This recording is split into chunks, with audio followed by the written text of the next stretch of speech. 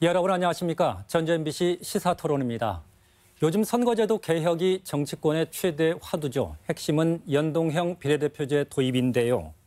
쟁점은 뭐고 또 지역 정체는 어떤 변화가 있을까요? 오늘 진단해 보겠습니다. 함께할 토론자 세 분 모셨습니다. 어서 오십시오. 네, 벌써 몇 달째 정치권이 선거제도 개혁으로 공방이 뜨겁습니다. 야당 쪽 움직임이 특히 활발한데요. 김광수 의원님. 예. 왜 선거제도 개혁인가요? 이 시점에서? 정치가 불신받고 제가 지금 시중에 돌아다녀 보면 그냥 국회의원 놈들 그래요. 시체말로. 정치가 불신받는 가장 큰 이유가 내가 찍은 사람이 국회에 없다라고 하는 거죠. 쉽게 말하면 사표가 너무 많다. 그동안 역대 총선을 치르면서 사표가 거의 50% 내외였습니다. 지난 20대 총선의 사표가 20.3%. 그러니까 정말 내가 찍은 사람이 국회에 가서 나의 이익, 나의 어려움 이런 것들을 대변하는 정치가 돼야 되는데 대의민주주의가 작동이 안 되는 거죠. 그런 측면에서 큰 문제가 있다 이렇게 생각을 하고 또 하나는 이 삶의 궤적 자체가 기득권이었던 사람들이 지금 국회에 있는 거죠. 어떻게 보면 정말 노동자나 농민이나 요즘에 이제 영세 소상공인 문제가 급격하게 대두되고 있는데 그분들을 대표하는 국회의원들이 거의 없는 것이 현실이죠. 예를 들어서 간호사 문제 하면 간호사의 지금 처음 취직해서 이직률이 거의 40% 가까이가 넘어가요. 그런데 간호사들을 대표하는 국회의원들 이런 분들이 있어야 되는 것이 대의민주주의가 제대로 작동하는 것이다 이렇게 생각을 하는 것이거든요. 이제 그런 측면에서 현재 선거제도가 대단히 문제가 있다 이렇게 생각을 하는 거죠. 네, 알겠습니다. 김윤덕 위원장님 오늘 그 여당 쪽의 의견을 듣고자 모셨는데 야당 쪽과 달리 여당의 반응은 이 정치 개혁과 관련해서는 그리 적극적이진 않다는 느낌이거든요. 근데 어떻습니까? 그러니까 연동형 비례대표제를 도입하는가 또 않는가를 기준으로 해서 정치 개혁에 대한 입장을 평가하는 건 굉장히 과하다 저희는 이렇게 보고 있고요. 그러니까 모든 제도에는 장점과 단점이 있다고 봐야 되고 그 장점과 단점을 잘 인지하고 현실 속에서 어떻게 잘 구현할 것인가. 저는 그런 문제가 좀 핵심적인 문제가 아닌가. 그래서 마치 연동형 비례대표제를 도입하는 것은 정치 개혁이고 또 아니면 또 개혁을 반대하는 것처럼 저는 상당히 호도하고 있다 이렇게 보고 있고요. 연동형 비례대표제가 가진 장점이 있죠. 그걸 현실 속에서 어떻게 잘 반영하는 그런 안을 만들 거냐라고 하는 것이 좀 이번 토론에 중요한 문제이지 않겠는가 그렇게 생각하고 있습니다. 예. 그 연동형 비례대표제 관련해서는 잠시 후에 본격적으로 토론해 보기로 하고요. 박동천 교수님, 그 선거제도 개혁은 촛불 민심이다 이렇게 야당 쪽에서는 이야기를 하고 있거든요. 어떻습니까? 지금 의제 설정 이 시점에서 제대로 된 거라고 보십니까? 제 입장을 말씀드리면 뭐 이거는 한 20년에 걸쳐 가지고 초기에는 제가 이제 이걸 의제화하자고 목소리를 냈던 사람 중에 한 명인데요. 초창기에 그때는 뭐 아무도 관심을 기울이지 않았던 것인데 이제는 이제 뭐 다름대로 그 뉴스거리가 되고 있고 대통령께서 뭐 어떤 공약을 하기도 했고 그래서 그런 대단한 진전이 있었다고 보고 이 방향이 바람직한 방향이라고 봅니다. 앞으로 이제 어떻게 될지는 두고 봐야 되겠지만은 이 그 선거제도는 우리가 지금 한 번 옛날에 정해놓고 사실상 한 번도 안 바꾸고 있는 거예요. 근데 다른 나라들의 경우를 보면 이건 계속해서 바뀌고 있습니다. 뭐 조금 비유적으로 말씀을 드리면 지금 이 시점에도 지구상에 있는 어느 나라에선가는 선거제도를 바꾸고 있어요. 지금 새로운 제도를 고안하고 있고 그래서 그만큼 아까 김광수 의원 말씀하셨듯이 선거제도를 어떻게 설계하느냐가 그 인민의 의사가 어떻게 그 정치권에 반영이 될 수 있도록 하느냐는 민주주의의 굉장히 중요한 시금석이라고 볼 수 있습니다. 알겠습니다. 그럼 선거제도 그 개혁의 방안으로 방금 김윤덕 위원장께서 말씀하신 것처럼 연동형 비례대표제 도입이 현재는 핵심으로 부상하고 있는 현실이거든요. 그런데 이 연동형 비례대표제 일단 이게 어떤 것인지부터 좀 간단하게 설명 좀 해주시겠습니까? 예, 이제 연동형이라는 말과 비례대표제라는 부분을 좀 나눠가지고 설명을 드리겠습니다. 무게는 비례대표제에 있습니다. 그래서 우리나라 같은 경우 현재 이제 국회의원이 300명인데 이 300명이 이 정당별로 득표율에 정확하게 비례해서 그러니까 30% 득표를 했으면 90석을 가져가고 40% 득표했으면 120석 가져가게 하는 게 비례대표제입니다. 연동형은 뭐냐? 보통 비례대표제는 초창기에 개발이 될 적에 지역구가 없는 형식을 취했어요. 그래서 지금 유럽의 대부다수 24개국 정도가 명부식 비례대표제라고 하는데 지역구가 없는 비례대표제를 합니다. 우리는 이제 역사가 조금 다르게 전개가 돼가지고 지역구가 있죠. 그래서 지역구가 있으면서도 비례대표제의 효과를 그대로 낼 수 있게 하려면 이제 이건 약간의 이제 계산의 방법인데 이 설명을 제가 시간 없어서 이건 못 드리고요. 그래서 지역구 의석이 전체 의석에 반영될 적에 전체 의석은 정당 득표율에 의해서 정확히 배분이 되면서 그러면서 지역구 선거는 그대로 행해지게 하는 이런 제도입니다. 이게 이제 1949년에 독일에서 최초로 시행이 되면서 오늘날은 몇 군데에서 이제 좀 몇 군데로 확산이 돼 있습니다.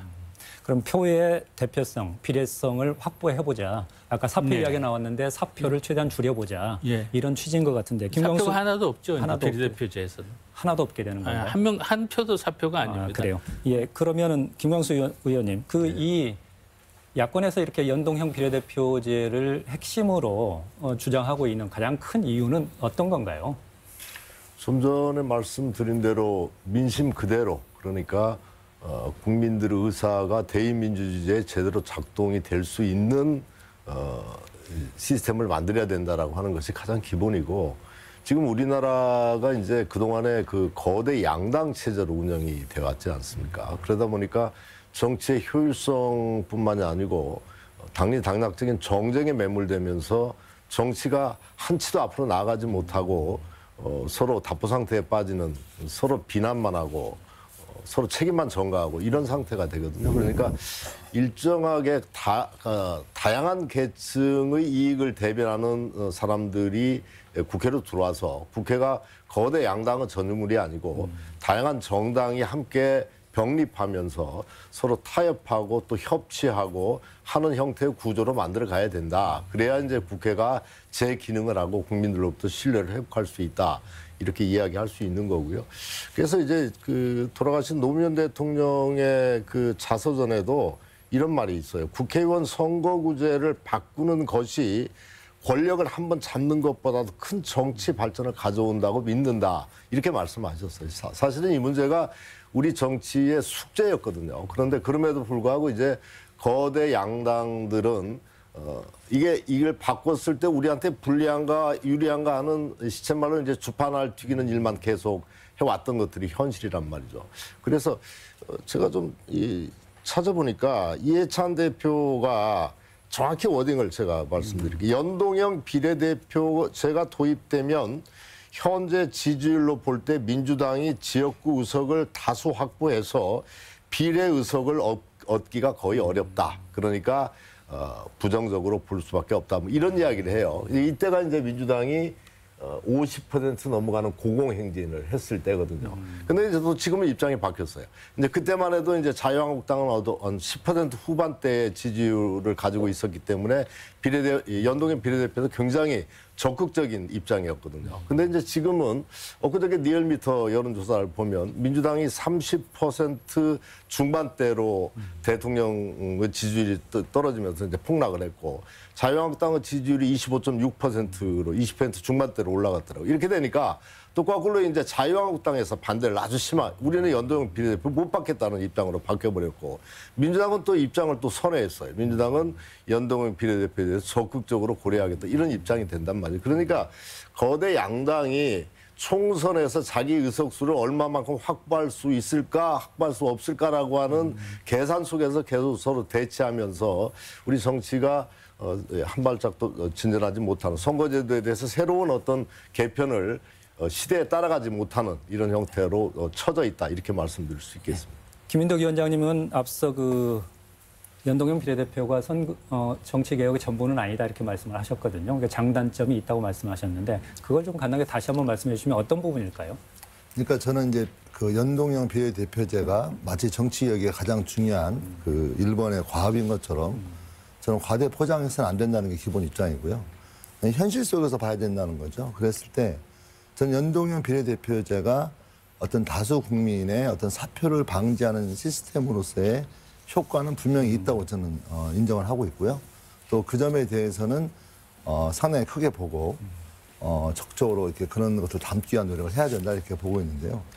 근데 사실 연동형 비례대표제가 특히 독일 같은 경우에는 그 소위 말하면 그 당의 어떤 지지도를, 의석수를 채워주기 위해서 뭐 초과 의석, 균형 의석과 같은 개념에 어떤 우리가 전혀 인지하지 못한, 지금 한 번도 도입해보지 못한 그런 것들을 장치도 새로 마련하게 됩니다. 그렇게 되면 또 핵심적인 문제는 뭐냐?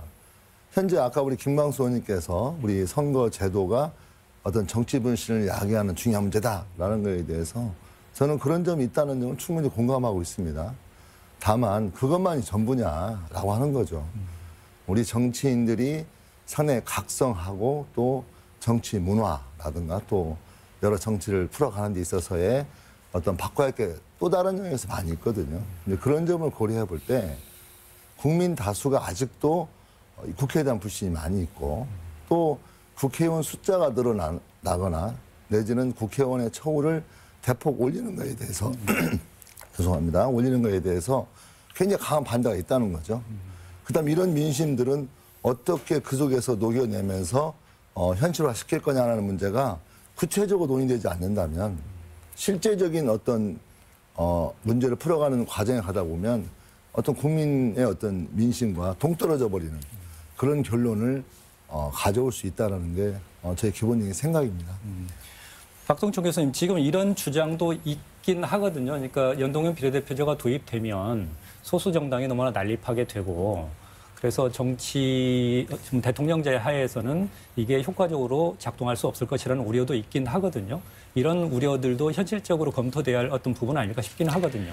예, 그 가령 초과의석 문제, 균형 그 독일의 경우 보정의석 또는 균형의석 문제, 그래서 최근에 한 100석 가까이 늘어나는 일이 있었죠. 근데 그건 이 테크니컬한 문제입니다. 그래서 한국에서 이제 연동형 비례대표를 도입할 것 같으면 초과의석이 발생하지 않게 하는 방법도 얼마든지 가능해요. 그리고 독일의 경우는 2009년에 헌법재판소에서 아주 미세한 그 차이까지 다 보정하라고 해서 지금 저 일이 발생하는 거, 그건 독일 국민들이 이렇게 선택한 겁니다. 우리가 그렇게 할 필요가 없어요. 그 부분은.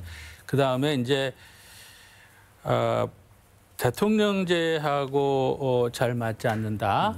이거는 그렇지가 않습니다. 예, 그냥 한마디로 말해서 이건 전혀 두 개가 별도의 문제입니다. 그래 남미의 많은 나라들이 대통령제와 비례대표제를 하고 있고, 또 비례대표제 얘기하면 이제 늘 나오는 얘기가 다당제다. 그래서 대통령제하고 다당제가 안 맞는다, 뭐 그러는데 쉽게 그 독일 같은 경우를 생각해 보면 독일이 사실상의 양당제죠. 3인당과 기민당에. 또 뉴질랜드 역시 이 연동형 비례대표제라는 대표적인 나라 중에 하나인데 그 노동당과 국민당의 사실상 양당제예요. 그래서 비례대표제를 하면 다당제가 되고 뭐 1구1석을 하면은 양당제가 되고, 이것은 이제 맞는 얘기가 아닙니다. 그다음에 이제 소수 정당의 난립을 또 이제 우려할 수가 있는데, 그거는 지금 우리처럼 그 진입 장벽을 3% 진입 장벽이 있지 않습니까? 그렇죠. 지금 그거를 두면은 얼마든지 해결이 되는 문제죠. 사실은 3%도 저는 국회의원 300석 규모에서는 3% 진입 장벽이 너무 높다고 저는 생각을 합니다. 근데 하여튼 그 진입장벽 문제는 저 소수 정당 날림 문제 한 석짜리 정당이 5개가 있은들 그게 무슨 문제가 될지 모르겠는데 그것조차도 걱정이 된다면 진입장벽을 높여가지고 해결이 되는 겁니다. 그러니까 그런 이제 다소 지엽적인 것들이고 얼마든지 설계에 의해서 해결될 수 있는 문제들입니다. 김관성 위원장, 얼마 전에 지금 여야 5당이 일단 연동형 비례대표 도입을 적극적으로 논의해보자 이렇게 해서 합의를 이룬 것으로 알고 있는데 그 이후에 그 발언이나 각 당의 의견들을 보면 마치 이걸 하지 말자는 논리 개발에 몰두하는 듯한 느낌이거든요. 실질적으로 그만큼 유불리를 따지고 있다는 생각인데 현실적으로 이게 좀 속도감 있게 진행이 될 수 있을까요? 굉장히 어렵습니다. 어렵고 사실은 이제 지금 선거제도 개혁과 관련해서 키를 쥐고 있는 것처럼 핵심 키를 쥐고 있는 것은 민주당이라고 생각을 해요. 한국당이 아닌가요? 그렇죠. 그 지지율에 따라 상상 입장이 바뀌어왔어요. 민주당이 50%를 넘어가는 압도적인 지지를 할 때는 연동 비례대표에 굉장히 부정적인 기류가 흘렀다가 또 자유한국당은 반대였죠. 근데 이제 최근에 이제 지지율이 좀 약간 변동이 생기니까 또 거꾸로 입장이 되어갔단 말이죠. 그러니까 키는 저는 왜 민주당이 가지고 있다라고 이렇게 생각을 하냐면 사실은 어제 그 유치원 3법을 패스트트랙으로 통과를 시켰거든요. 지금 국회 의석 구조가 5분의 3 패스트트랙이 가능합니다. 그러니까 만약에 이 선거제도 개편과 관련해서 민주당이 적극적인 의지를 갖고 있다라고 하면 개혁 입법 연대를 야3당하고 같이 하면 되는 거죠. 쉽게 이야기하면. 그래서 패스트트랙을 강행하고 그러면 자유한국당 같은 경우는 안 따라올 수가 없는 거죠. 말하자면 자기 의사가 전혀 반영되지 않는 상태에서 선거제도 개혁이 가고 그대로 확정되는 코스로 간다라고 하면 자유한국당 협상에 임할 수밖에 없는 거 아니겠습니까? 그래서 민주당이 어떤 의지를 가지고 있느냐 이런 것들이 대단히 저는 중요하다고 이렇게 생각을 하고 있는데 다행히 이제 그러니까 엊그저께죠. 엊그저께 과감한 선거제도 개혁으로 한국 정치의 물줄기를 바꿔야 된다. 이렇게 민주당의 의원총회에서 성명서가 나왔어요. 나와서 선거제도 개혁으로 비례성과 대표성을 강화해야 된다. 그리고 연동형 비례대표를 하자. 이런 이야기를 하고 있는데 문제는 뭐냐면은 미사 요구는 많은데 그 속에 이제 결연한 의지나 구체적인 실천 방향이 들어가 있지 않은 거죠. 지금 이제 아까 교수님도 말씀하셨지만 몇 가지 문제가 있지 않습니까? 뭐 연동형을 하되 한 6개 정도로 나눠서 권역별로 할 것인지 국회의원 정수를 어떻게 할 것인지 연동형을 하게 되면 당연하게 국회의원 정수가 일부 증가되는 부분들이 있을 수밖에 없는 부분입니다. 물론 선관위안은 현대 300명으로 못 받고 2대1로 하자. 지역구 200석, 비례대표 100석 이렇게 하자. 그런데 그건 현실화될 가능성이 국회에서 거의 없어 보여요. 왜냐하면 국회의원들이 자기 지역구를 없애가면서 이런 개혁을 하려고 하지는 않는 거란 말이죠. 그래서 일정하게 지역구를 축소하고 비례대표를 늘리는 방향으로 구체적인 안들을 만들어낼 수가 있는데 그런 구체적인 안은 민주당에서 나온 적이 없는 거죠. 그러니까 조금 더 이제 사실은 민주당이 이 문제에 대해서 적극적으로 아까 뭐 김민도 의원께서 제도 개혁보다는 각 국회의원들의 선의로 정치가 맑아져야 된다 이런 취지의 말씀하셨는데 제도 개혁이 대단히 중요한 문제입니다. 이 제도 개혁을 하지 않고는 정치가 국민들로부터 신뢰받을 수 있는 근본적인 토양이 없어요. 저는 그렇게 생각을 합니다. 김인덕 위원장님. 당연히 당연히 이제 제도 개혁이 중요하다고 보고 있고요. 다만 연동형 비례대표자가 그 제도 개혁의 대표는 아닌 거죠. 그러니까 연동형 비례대표자를 기준으로 놓고 이걸 찬성하면 개혁이고 이걸 반대하면 개혁이 아니고 이렇게 몰아가는 것은 저는 연동형 비례대표제에 과도한 어떤 그 무게중심 실고했다고 저는 보고 있고요. 또 정치 문화를 바꿔야 하는 것도 바꿔야 되는 거죠. 근데 예를 들면 저는 뭐 그 문제에 대해서 정확히 이제 답을 해야 한다고 보고 있는데 제가 이번 송년 행사를 다니면서 가장 많이 듣는 얘기는 2가지입니다. 지역 현안 문제는 공항이 되느냐 안 되느냐 이거 하고요. 또 하나는 국회의원 숫자를 늘리는 건 절대 안 된다. 저는 그 민심을 저는 귀담아 드려야 한다고 보고 있거든요. 그럼 왜 국민들은 국회의원 정수를 늘려서는 안 된다고 생각하고 있는지에 대해서 저는 과감하게 그 주장에 대해서 어떤 이유가 있어야 되는 거죠. 국회의원 숫자가 늘어날 수밖에 없는 이유를. 근데 사실 국회는 어떤 국회 자체에 변화되는 그런 모습을 보여준 게 거의 없습니다, 사실은. 오히려 저는 상당히 당리당략 차원에서 연동형 비례대표 주장하는 측도 마찬가지고 그런 것들이 있으면서 국회 내에서만 함몰되어 있는 논쟁을 하고 있거든요. 저는 오히려 그걸 좀 벗어나서 저는 논쟁을 이어가는 게 좋다고 보고 있고요. 특히 이 국회의원 숫자를 늘려야 되는 문제에 가면 아주 대단히 어떤 국민들은 어떤 반발을 살 우려가 많이 있다 이렇게 보고 있습니다. 아무래도 이 부분에 대해서는 박동춘 교수님께서 좀 정리를 해주실 필요가 있겠습니다. 예. 19대 국회에서 이제 정개특위 위원으로 그 선거구 획정위원회 하셨죠. 그때 그 김인덕 의원께서 그때 하도 고생을 하셔가지고 지금 상당히 회의적인 생각을 가지고 계시는 걸로 보입니다. 쉽지 않은 일이긴 하죠. 그런데 우선 이제 국회의원 정수를 늘려야 되는가 하는 문제는 안 늘리고도 얼마든지 연동형을 적용할 수 있습니다. 현재 253대 47 구도에서도 좀 미흡하나마 이 의석 배분 방식을 연동형으로 하면 상당한 효과가 납니다.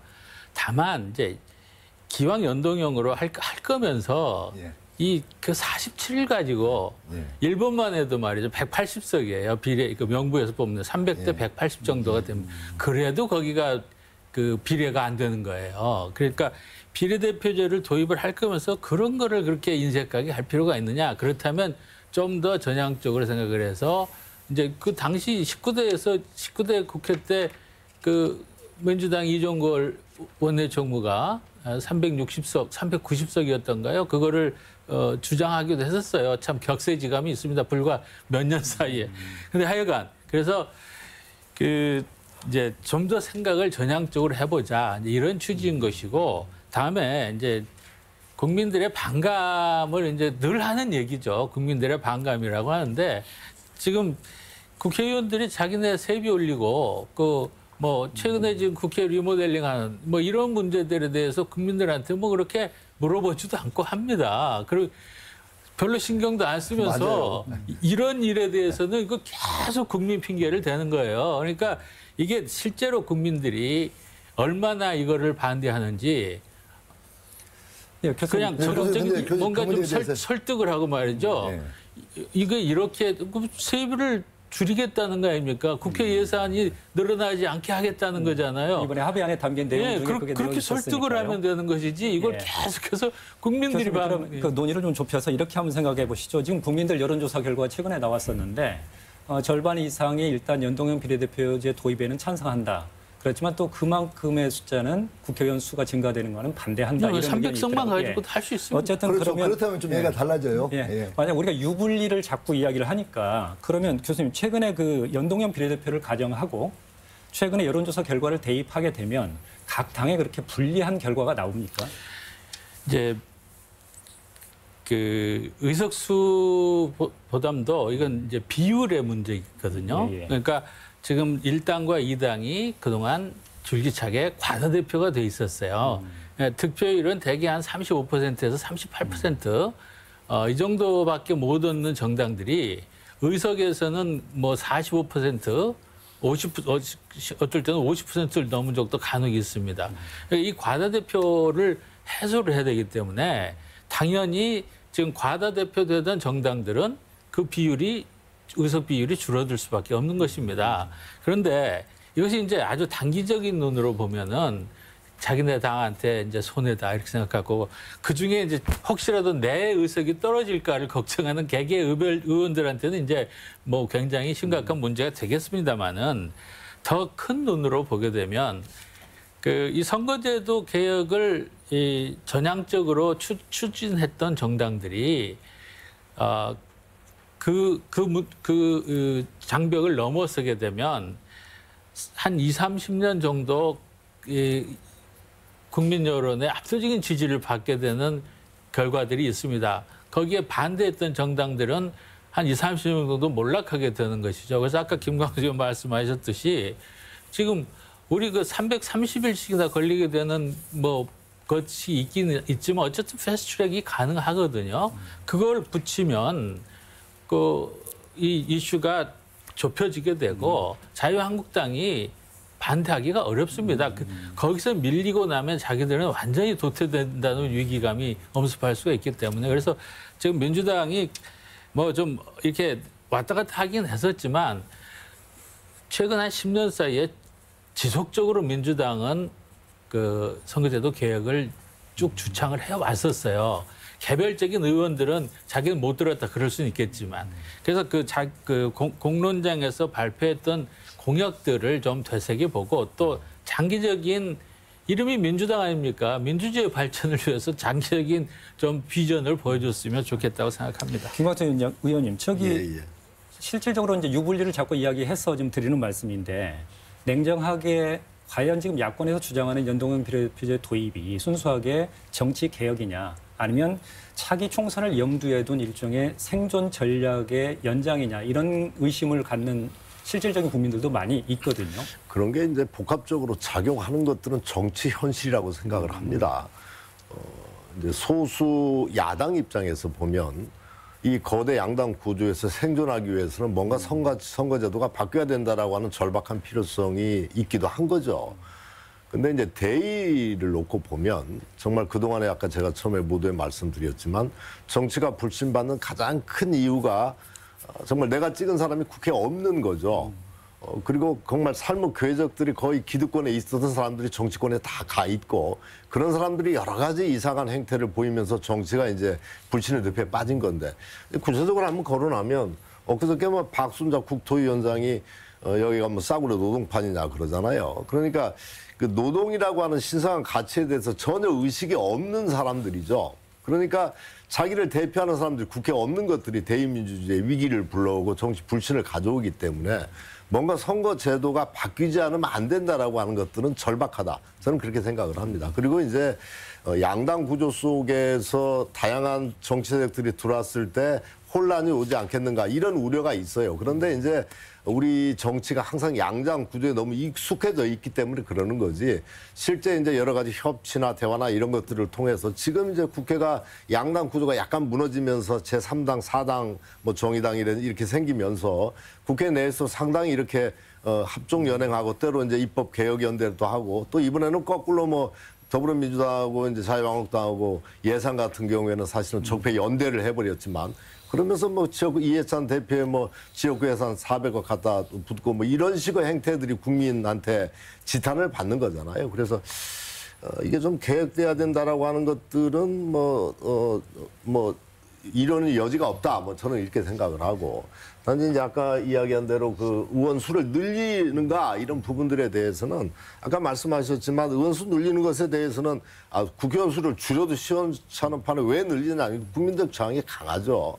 근데 이제 이런 부분들이 있습니다. 거꾸로 이야기하면 300명이기 때문에 더 희소성이나 더 권력의 집중이 가는 측면도 있습니다.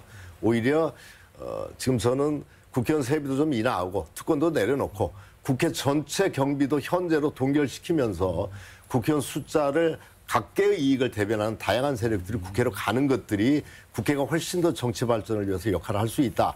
이런 측면의 생각이 강합니다. 지금 뭐 설계에 따라서 다루고 앞으로 협상을 어떻게 해나가느냐에 따라서 다르겠지만 이 어떤 선거제도가 바뀌면 연동형 비례대표제로 선거제도가 바뀌면 지역 정치에도 어떤 변화를 기대해 볼 수 있을까요? 예. 그러니까 이제 지금 핵심 주제 자체가 논의가 안 되고 계속 얘기들이 다른 데로 막 가지치기가 돼가지고 지금 묻혀있는 굉장히 중요한 이슈가 뭐냐면 연동형 비례대표제를 하게 되면 이제 명부 작성이 중요한 거예요. 이 명부에 들어갈 사람들 그리고 명부의 순위 이걸 각 정당이 어떻게 정할 것이냐가 아주 이 제도의 성패를 좌우하는 관건입니다. 근데 우리가 지금 지역구 의원의 공천 문제도 지금 최근 한 10여 년, 20년 사이에서는 뭐 나름대로 경선을 한다고 하지만 번번이 잡음이 많지 않습니까? 민주당 특히 뭐 아직도 그 룰 못 정하고 선거 앞두고 그 문제가 아직도 많거든요.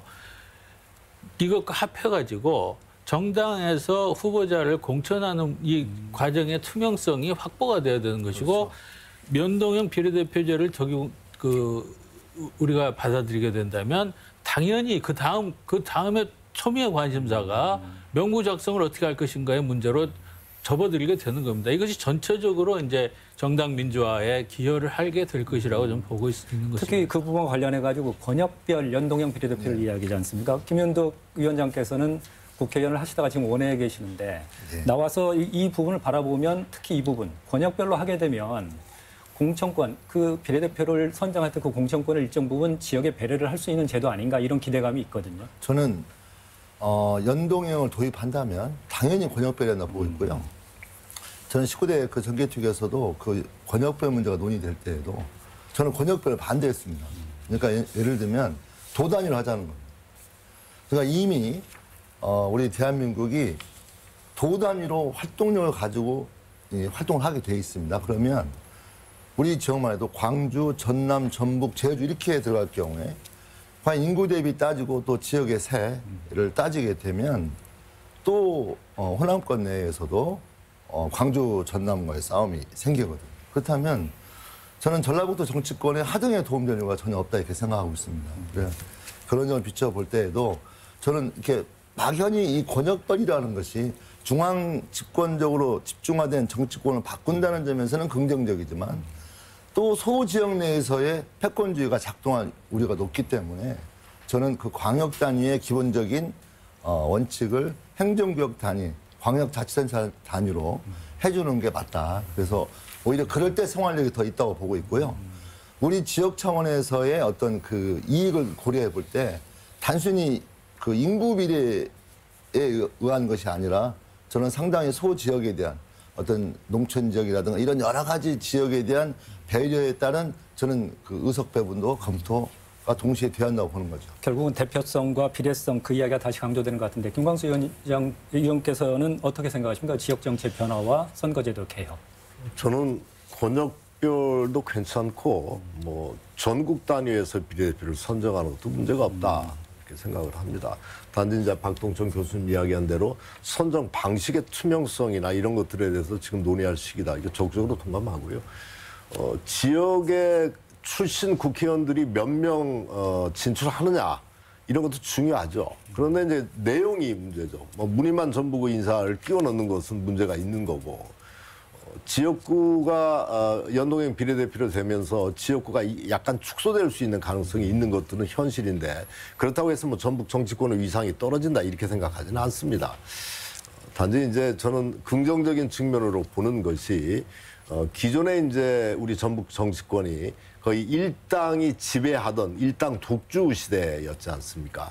그게 이제 약간 이 다당제로 경쟁하는 제도로 가고 있는 과정인데 연동형 비례대표가 도입되는 확실한 것은 지역의 정치권이 다양한 정치 세력이 지역의 정치권을 형성할 수밖에 없다. 그러면서 이제 도민들의 어떤 선택의 폭이 넓어지고 도민들에 대한 어떤 정치 서비스가 높아지고 서로 각 당이 경쟁하고 의원들끼리 경쟁하고 더 잘하려고 노력하고 이러는 부분들이 현실화될 수밖에 없다. 이런 측면에서는 지역이 정치가 바뀌는 것뿐만이 아니고 함께 지역 정치적인 위상도 높아질 수 있다. 이런 긍정적인 측면을 이야기할 수 있겠습니다. 국회의원 선거에서 이제 연동형 비례대표제가 만약에 도입된다면 그러면 이제 우리 지방의회 선거에서도 비례대표제가 도입될 가능성이 상당히 높다고 봐야 되죠. 그러면 이제 방금 말씀하신 대로 지역 정치 안에서도 사실상 뭐 일당 독주 그 상황이지 않습니까? 줄곧. 그게 이제 많이 해소가 될 거라고 기대를 할 수가 있습니다. 알겠습니다. 약속한 시간이 다 됐습니다. 선거제도 개혁 어떻게 할 것인가? 마무리 말씀으로 그 대안이나 혹시 제언이 있다면 듣고 마치도록 하겠습니다. 먼저 김윤덕 위원장님. 예. 선거제도의 개혁은 상당히 중요한 문제이고요. 다만 아까 서두에 말씀드린 것처럼 모든 제도에는 장점과 단점이 있습니다. 이 장점과 단점을 잘 살려내서 우리 현실에 맞는 그런 안들을 잡는 게 중요하다고 보고 있고요. 이 모든 문제를 국회의원 국회 내에서의 논쟁이 아니고 저는 국민과 함께 논의를 하는 것으로 진행이 되는 게 바람직하지 않겠느냐 그런 말씀 드리고 싶습니다. 김광수 의원님. 엊그저께 민주당에서 나온 성명서 과감한 선거제도 개혁으로 한국 정치의 물줄기를 바꿔야 된다. 정말 그렇게 됐으면 좋겠습니다. 그래서 그동안에 아직 지금 문재인 정부 들어와서 해야 할 일들이 굉장히 많습니다. 정치개혁 전혀 이루어지지 않았고 재벌개혁 이미 정책이 뭐 거의 완전히 후퇴해버렸고 사법개혁 문제 여러 가지 이런 문제를 해결하기 위해서는 사실은 정치개혁이 우선 선행돼야 된다라고 하는 가장 절박한 심정이 있거든요. 그래서 이번 기회가 아니면은 다시 정치개혁, 선거제도 개혁 물 건너갈 수가 있다. 그래서 이번에 절박한 심정으로 함께해야 된다 이런 생각을 갖습니다. 마지막으로 박동천 교수님. 예, 선거제도 개혁은 국회의원들이 할 수 있는 일이 아닙니다. 국회의원들은 현행 선거제도에서 수혜를 받은 사람들이기 때문에 그 사람들이 이 선거제도를 고치겠다고 앞장설 이유가 없습니다, 사실은. 그래서 우리나라만 그런 것이 아니고 전 세계의 민주주의의 역사에서 특히 다수당을 점한 세력은 선거제도 개혁에 소극적이거나 방해를 할 수밖에 없습니다. 그럼 어떻게 선거제도 개혁이 이루어지느냐 하면은 국민의 강력한 압력이 없으면 이루어질 수가 없습니다. 또 국민들은 그럼 왜 압력을 주느냐? 만약에 현재 국회가 만족스럽다면 가만히 계셔도 됩니다. 현재 국회가 불만스럽다면 그냥 실물 국회니 뭐니 하면서 비난만 할 일이 아니라 국회를 바꿔가지고 우리 마음에 드는 국회로 만드는 그런 적극적인 자세가 필요하다고 생각합니다. 연동형 비례대표제 도입으로 대표되는 선거제도 개혁. 촛불 민심의 요구라 하기도 하고 곧 민생이라고도 합니다. 하지만 정치권의 논리는 정치적 유불리만 따진다는 느낌입니다. 부디 부합하는 결정을 기대하며 올해 마지막 시사토론 여기서 마치겠습니다. 한 해 동안 시청해 주신 여러분, 함께한 토론자 여러분, 내년에 또 찾아뵙겠습니다. 고맙습니다.